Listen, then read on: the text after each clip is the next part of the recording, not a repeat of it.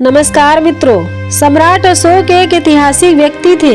कलिंग युद्ध के बाद उन्होंने युद्ध न करने की प्रतिज्ञा ली थी।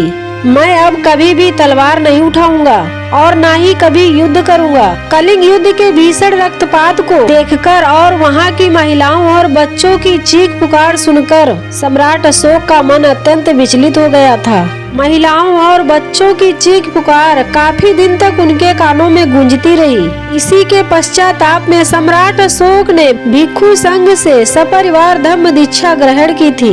सम्राट अशोक ने अपने राज्यकाल के 21वें साल में भगवान बुद्ध के जीवन से जुड़े तीर्थ स्थलों की यात्रा आरंभ की थी। लुम्बिनी, जहाँ सिद्धार्थ के रूप में बुद्ध का जन्म हुआ था। बोध गया, जहाँ बुद्ध ने बुद्धत्व प्राप्त किया था। सारनाथ, जहाँ भगवान बुद्ध ने अपने 5 शिष्यों को प्रथम उपदेश दिया था।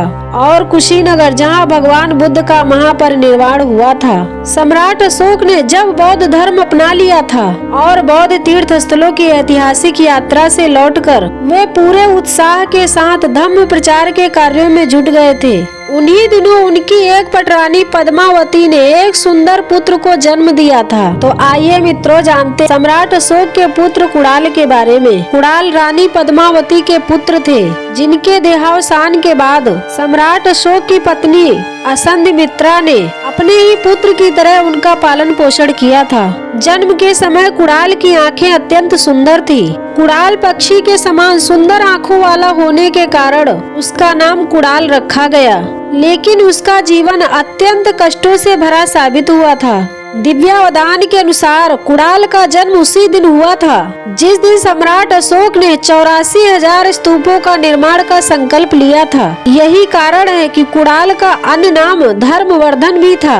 8 साल की उम्र में सम्राट अशोक ने अपने बेटे कुणाल को पालन पोषण और राजसी शिक्षा के लिए उज्जैन भेजा, ताकि वह मौर्य साम्राज्य के सिंहासन का उत्तराधिकारी बन सके। क्योंकि सम्राट अशोक के बड़े बेटे महेंद्र और बेटी संघमित्रा ने बौद्ध धर्म से प्रभावित होकर अपने पिता के धम्म अभियान में शामिल होने की इच्छा जाहिर की थी।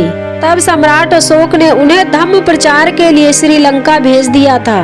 54 वर्ष की उम्र में सम्राट अशोक ने उज्जैनी के ही एक सुंदर कन्या तिष्यरक्षिता से विवाह किया था। तिष्यरक्षिता अत्यंत सुंदर थी, जिसके आगे अप्सराएं भी फेल थी। लेकिन वह सम्राट अशोक से संतुष्ट नहीं थी। तिष्यरक्षिता कुणाल की सुंदर आंखों पर मोहित हो गई और उसने अपनी बाहों में भरकर प्रणय निवेदन किया। लेकिन सम्राट अशोक का यह आदर्शवादी बेटा कुणाल ने ऐसा अनर्थ करने से साफ मना कर दिया और झिटकते हुए तिष्यरक्षिता से कहा, आप मेरी माँ हैं। इस पर तिष्यरक्षिता ने इसे अपने रूप सौंदर्य का अपमान समझा और वह मन ही मन कुणाल के प्रति बदले की भावना से भर उठी और कुमार कुणाल को सबक सिखाने के लिए मौके के इंतजार में रहने लगी। कुछ दिन बाद कुणाल की शादी एक लड़की कंचनमाला से करा दी गई थी। एक बार जब तक्षशिला में विद्रोह भड़का और कुणाल को विद्रोह दबाने के लिए वहां भेजा गया था, जिसे वह शांति पूर्वक करने में कामयाब रहे थे। उसके कुछ समय बाद जब सम्राट अशोक बीमार पड़ गए, तब उनकी सेवा करके उनकी पत्नी तिष्यरक्षिता ने उन्हें भला चंगा कर दिया था और बदले में 1 सप्ताह के लिए राज्य मांग लिया था। फिर इसका दुरुपयोग करते हुए तिष्यरक्षिता ने एक कपट लेख लिखकर तक्षशिला भेजा था, जिसमें लिखा था कि कुणाल की दोनों आंखें निकाल ली जाएं और उसे गद्दी से उतारकर तक्षशिला से बाहर कर दिया जाए। उस कपट लेख पर राजा की दंत मुद्रा भी अंकित थी। इसीलिए तक्षशिला के मात्यों और अमात्यों द्वारा कुणाल की आंखें निकालकर उसे तक्षशिला से बाहर निकाल दिया गया था। सम्राट अशोक को जैसे ही अपनी रानी के द्वारा अपने साथ किए गए छल की जानकारी मिली, तो वे क्रोध से भर उठे और उन्होंने तिष्यरक्षिता को जीवित ही जला देने का आदेश दिया था। युवराज कुणाल अब नेत्रहीन हो गए थे। अपनी ही भूल का प्रायश्चित करते हुए जिस स्थान पर कुणाल की आंखें निकलवाई गई थी, वहां पर सम्राट अशोक ने एक विशाल स्तूप का निर्माण करवाया था। इस स्तूप को चीनी यात्री हुएनसांग ने भी देखा था और इसका विवरण यात्रा वृतांत में करते हुए उसने लिखा था कि तक्षशिला के दक्षिण पूर्व में स्थित यह स्तूप 100 फीट ऊंचा है। सम्राट अशोक के जीवन के दुखद प्रसंगों में पुत्र कुणाल का कष्टों भरा जीवन तो था ही, फिर भी उन्होंने धर्म कार्यों से कभी भी मुंह नहीं मोड़ा था। उनके राजकाल में अनेक कल्याणकारी धर्म नीतियाँ बनाई गई और अनेक धम्म सम्मेलन आयोजित किए गए थे। वे सदैव अपनी प्रजा के कल्याण, उत्थान और आदर्श जीवन पद्धति के निर्माण में लगे रहे और हमेशा भिक्षु संघ को संरक्षण देते रहे। कुछ दिन बाद एक रात सम्राट अशोक सोए हुए थे, अभी उनके कानों में वीणा की कारुणिक स्वर पड़े। ताल के तक्षशिला से गायब होने की खबर तो उन्हें पहले से ही थी।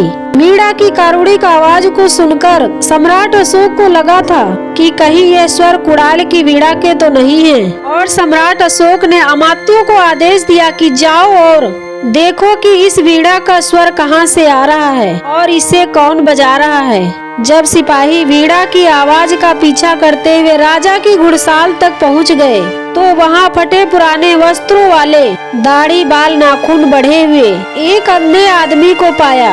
उसके साथ उसकी पत्नी कंचनमाला भी थी। सिपाही दोनों को लेकर राजमहल में आए थे।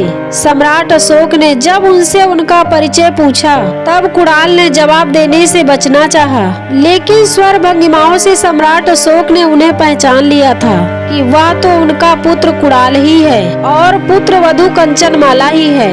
तब सम्राट अशोक ने उसे उठाकर अपने सीने से लगा लिया और दोनों की वेशभूषा बदली और फिर से राजसी जीवन के लिए तैयार किया। सम्राट अशोक की मृत्यु के पश्चात शासन तो नेत्रहीन कुड़ाल को प्राप्त हुआ, लेकिन प्रशासन की वास्तविक शक्ति संप्रति के हाथ में ही रही थी।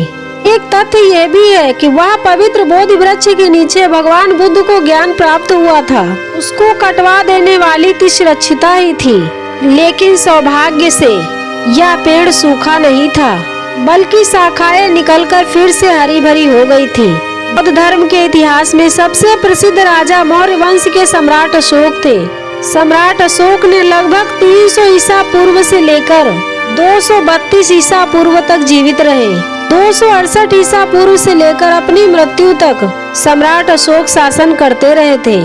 तो मित्रों, ये वीडियो आप लोगों को कैसा लगा कमेंट कीजिएगा और हमारे channel story line audio cast को लाइक और सब्सक्राइब कीजिएगा।